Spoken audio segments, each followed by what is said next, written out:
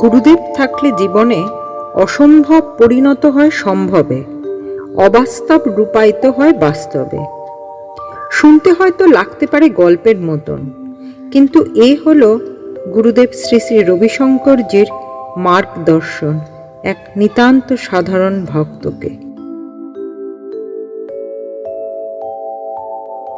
এক শারদ তৃতীয়া। আজ দুর্গা নবরাত্রির তৃতীয়া। কলকাতা মহানগরীর পুজো বেশ তুঙ্গে। আজকাল আর প্যান্ডেলে ঘুরে ঘুরে ঠাকুর দেখতে ইচ্ছে করে না। যবে থেকে আর্ট অফ লিভিংয়ের ব্যাঙ্গালোর আশ্রম থেকে অনলাইন হোম যজ্ঞ পুজো দেখানো হয়, তবে থেকে বৈদিক মন্ত্রে স্নান করতে ভালো লাগে বেশ। শেষের কয়েক বছর ব্যাঙ্গালোর আশ্রমে না থেকেও মন এইভাবেই পেয়েছে তৃপ্তি। আমার ভরা সংসার থেকে আমার বাবা এবং আমার শ্বশুর বাবা দুজনেই চলে গিয়েছেন মহাজীবনের পথে। আছেন দুই মা। গত মাসে শাশুড়ি মা বাড়িতেই পড়ে গিয়ে হাঁটুতে চোট পান। হাঁটু ভাঁজ পর্যন্ত করতে পারেন না। বাড়িতেই শুরু হয় চিকিৎসা। এর মাঝে আমার মা আবার বাড়িতেই পড়ে যান, সেটা আবার টিকটিকির ভয়ে।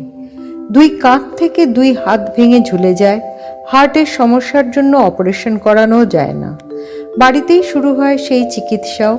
আধুনিক সরঞ্জাম বাড়ির ঘরটাকে হসপিটালের কেবিনের মতন বানিয়ে দেয়, যার ফলে হঠাৎ একটা কাজের চাপ আসে। সময় যেন চোখে দেখা যায় না। এর দিন 15 আগে আশ্রম থেকে আসা নবরাত্রিতে গুরুদেবের সঙ্গে ধ্যান করার চ্যালেঞ্জ গ্রহণ করি সাগ্রহে। তাই মহালয়ার দিন থেকেই ভাবছি আনতে হবে সময়কে নিয়ন্ত্রণে। আজ তৃতীয়া, কিন্তু আজও পারলাম না আনতে নিয়ন্ত্রণে। মনটা তাই বেশ খারাপ। সারা পৃথিবী গুরুদেবের সঙ্গে ধ্যান করছে আর আমি পারছি না। এই চিন্তা কুড়ে কুড়ে খাচ্ছে। গুরুদেবকে কাছে পেতে ইচ্ছে করে, সামনাসামনি দেখতে ইচ্ছে করে, চরণ স্পর্শ করতে ইচ্ছে করে। জানি এগুলো সম্ভব নয়, তাই অন্তত অনলাইনেই একসঙ্গে ধ্যান করার ইচ্ছেকে সার্থক রূপ দিতে ইচ্ছে করে। এর মধ্যে বিশেষ একটি কাজে বাধ্য হয়ে এলআইসি অফিসে যেতে হয়। কাকুরগাছির এলআইসি অফিস, যাদবপুর থেকে কাকুরগাছি, তার মধ্যে কলকাতার পুজো। তাই এমন একটা সময় গিয়ে পৌঁছালাম যখন টিফিন আওয়ার্স শুরু হয়ে গেছে, যার ফলে প্রায় 1 ঘন্টা একা বসে থাকতে হয় অফিসে।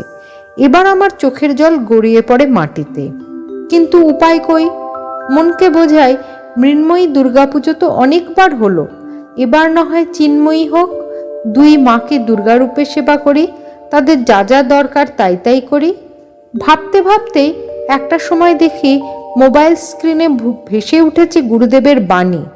লেখা তাতে, যদি তোমার হৃদয় শুদ্ধ থাকে, মন পবিত্র থাকে এবং তোমার যদি সৎ উদ্দেশ্য থাকে, তাহলে 1000 মাইল দূরে থাকলেও আমরা কাছাকাছিই থাকি। বাণীটি আসার আগে দুঃখ কষ্টের জল চোখ দিয়ে ঝরে পড়ছিল। বাণীটি আসার পর কিছু আনন্দাশ্রু ঝরে পড়ল। মনে মনে ভাবলাম, আমার দুঃখের কথা আমি তো কাউকে বলিনি, ফিস ফিস করে বিড়বিড়ও করিনি, আকাশ বাতাসও কিছু শোনেনি। তাহলে কি হলো? বিস্ময়ে বিস্ময়ে ভরে গেল মন আমার। জয় গুরুদেব।